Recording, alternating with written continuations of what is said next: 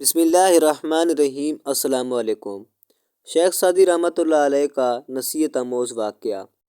حضرت شیخ سعدی رحمۃ اللہ علیہ چھوٹی عمر کے تھے کہ ایک دفعہ اپنے والد صاحب کے ہمراہ عید کی نماز کے لیے جا رہے تھے کہ لوگوں کی بہت بھیڑ تھی، اس لیے والد نے انہیں نصیحت کی کہ دیکھو بیٹا، میری انگلی نہ چھوڑنا ورنہ رش اور بھیڑ میں گم ہو جاؤ گے۔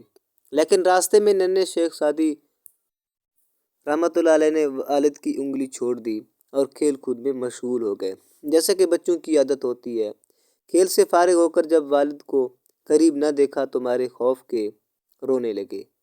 اتنے میں والد بھی انہیں ڈھونڈتے ڈھونڈتے وہاں آ گئے۔ کان کھینچتے ہوئے جھڑک کر فرمایا کہ ناسمجھ بچے، میں نے تمہیں کہا نہیں تھا کہ میری انگلی مضبوطی سے پکڑے رکھنا، لیکن تم نے دھیان نہیں کیا اور میرا کہا نہ مانا اور پریشانی ہوئی۔ بڑی عمر میں حضرت شیخ سعدی رحمۃ اللہ علیہ لوگوں کو یہ اپنا گزرا واقعہ سنایا کرتے تھے کہ اگر تم دنیا کی بھیڑ میں گم ہونا نہیں چاہتے تو کسی نیک بندے کا دامن تھام لو، ورنہ پریشانی میں ٹھوکریں کھاتے پھرو گے۔ جو بزرگوں کا دامن چھوڑ دیتا ہے وہ یوں ہی بھٹکتا رہتا ہے۔